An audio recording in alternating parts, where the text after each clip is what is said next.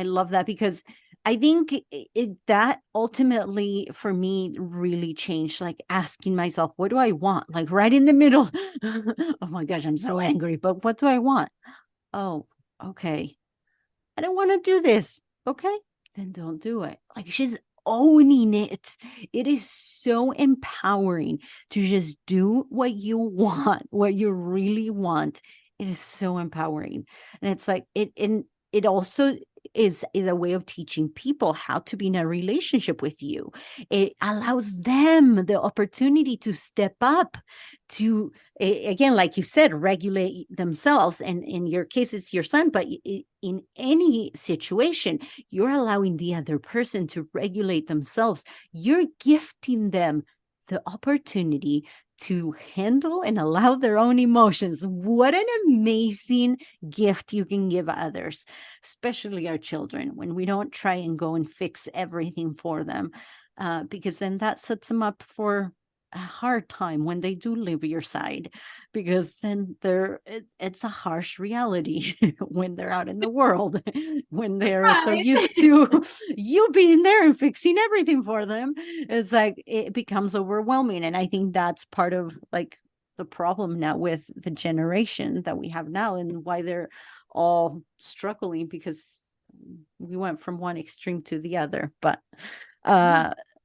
leaving that aside, but I think I love that part of allowing your emotions being a tool to empower yourself, get to know what you really want, um and then allowing the other person to have that same experience has been amazing. So one more thing I wanted to cover in this whole spectrum of allowing emotions is how sometimes we feel an emotion ahead of time. And this is something, and anxiety is feeling something ahead of time.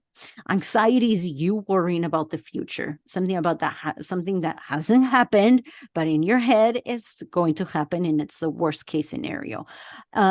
So something that I love that you taught me was realizing that why our brain wants to experience an emotion ahead of time. And if you can talk to us a little bit about that. Yes. This was a game changer when I learned this concept too. Right? Yeah, totally.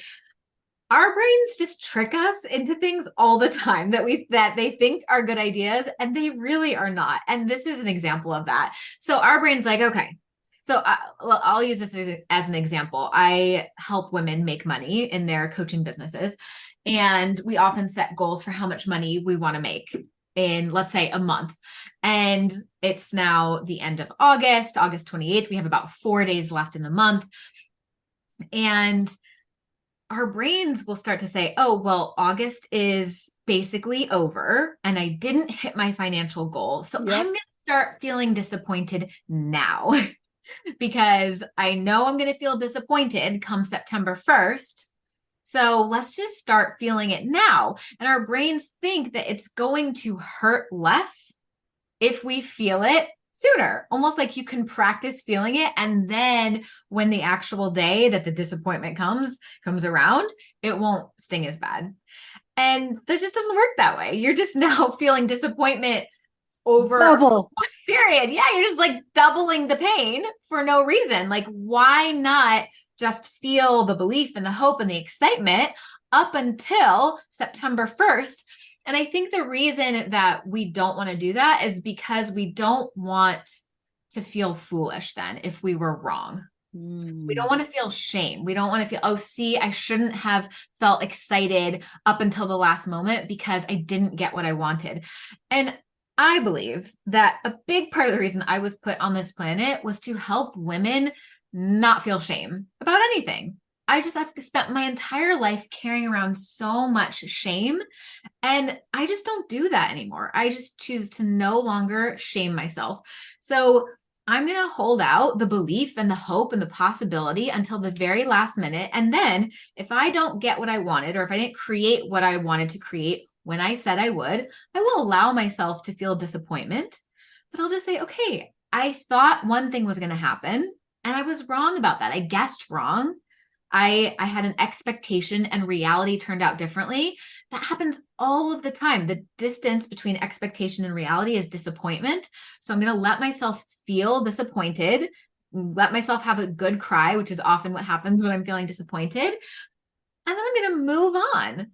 And I'm just going to, and that's the difference between allowing the emotion. I'll let myself cry, I'll let myself feel it, but I don't tell myself a story about it. I don't shame myself for having Mm. felt it in the first place. I don't make my goal wrong. I don't make myself wrong or something has gone wrong because I didn't hit my goal. That's indulging in emotion when you really start to tell yourself and spin in a story about it versus I am a human experiencing disappointment and it feels like hot tears running down my face right now and giving yourself a hug and then moving on.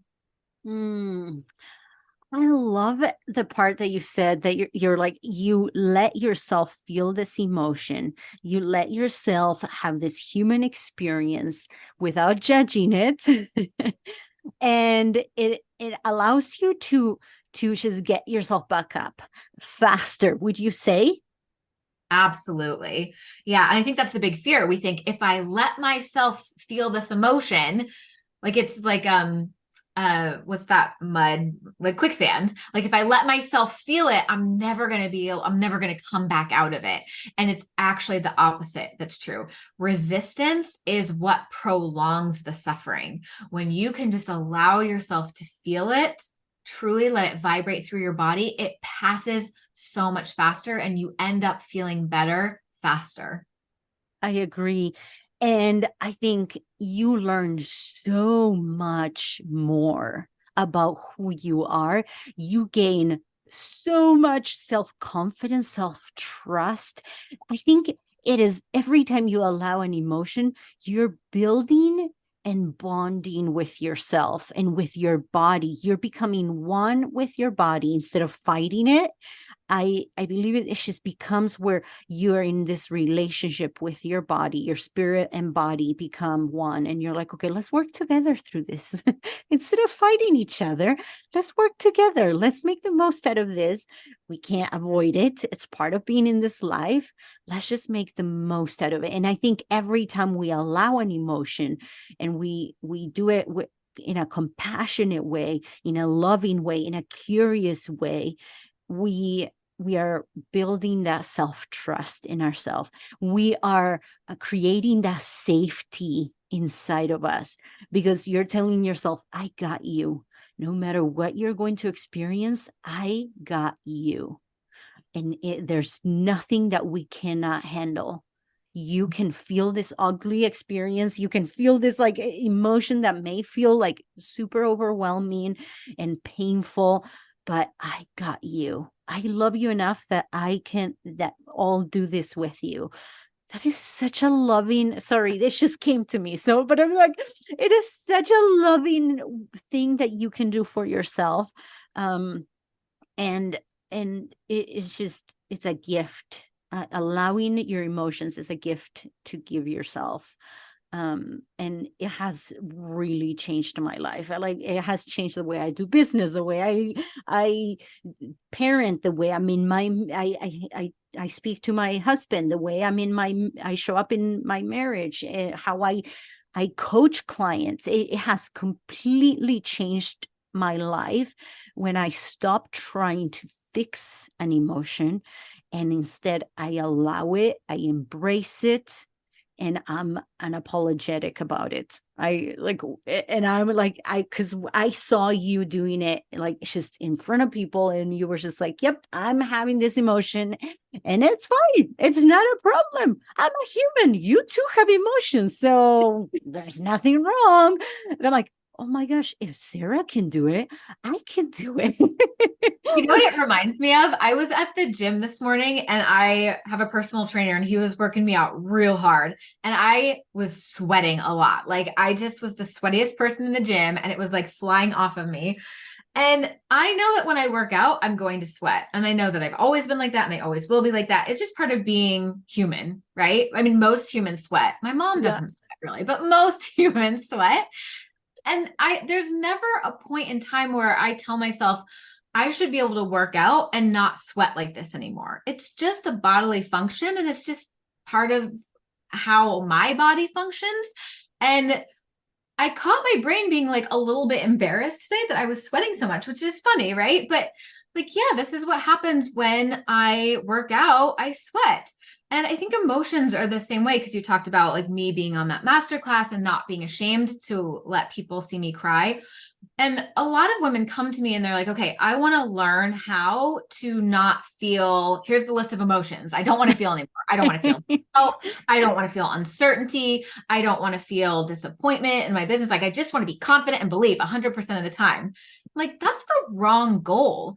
You can't, that's like coming to me and saying, I want, or that would be like me going to my trainer and saying, I want to get a ripped 6-pack. I want to be super strong and I want to do it all without sweating. Like, no, you're going to sweat. And the more you can make that not a problem and just like embrace it, the faster you're going to get in good shape because you're not going to be worrying about like trying to control something that you can't control. So the more you increase your capacity to feel your emotions and know that they're part of being a human and that they aren't a problem, the faster you will be able to create the result that you want. You know, one of the big results I help my clients create is more money. And I tell them, you don't have an under earning problem, you have an under feeling problem. So if you can, and it's true of anything. I know you help your clients with, you know, strengthening their relationships. It's if they can increase their capacity to feel, they will create the result that they want in their lives. And that's true of any result you want to create. 100%, 100%. I had to stop trying to control my husband so then I could feel a certain way. And I had to feel the discomfort of watching him do something different or do the opposite of what I wanted him to do. I had to manage my own emotions and allow myself to feel whatever I needed to feel in order to create that space for us to have the amazing relationship we have today, because I had to allow myself to feel those emotions without trying to do something, without trying to fix him, because that's usually what we do in a marriage. We're like, he's the problem. That's what women come to me and they tell me, he's the problem. I already did therapy. I already read all the books. He's the problem. He's the one that never went to therapy. So he has to be the problem. So that's what I hear all the time. And I said it before, so I know. And it goes back to us creating that safe space, creating the freedom that comes when we are accountable for our own emotions, when we allow ourselves to just feel it without having to do anything about it, without making it a problem, and without making other people's emotions a problem for us to fix, especially for people pleasers. I know I'm a recovering one too. So I know, but just allowing that discomfort of not doing anything. Oh, that's hard. I know. I've been there. Yeah. It requires strength. But trust me, it is worth it. It is worth it. I think it also requires, like you were just speaking so beautifully on your relationship with yourself.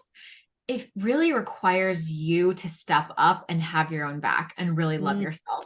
I experienced this the other day with my partner. We've been together for 3 years, and he said to me, he was frustrated with me. He was like annoyed at me about something, and I was being defensive. And at some point he just said, I just want to be annoyed at you. Like, I just want to be annoyed at the decision that you're making. I just don't like it.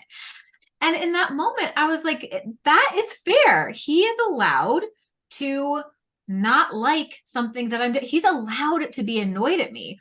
And in order for me to be okay that he's annoyed at me, I have to have my own back. And I have to say, it's okay, Sarah. I love you. I accept you unconditionally. You are safe to still be worthy of your own love, of his love too. And of course, I believe that he loves me even when he's annoyed at me. But I've got your back. Even when other people are annoyed at you, I've got you, girl. And when I bring myself back to that, I'm like, you're right, sweetie. you have every right to be annoyed because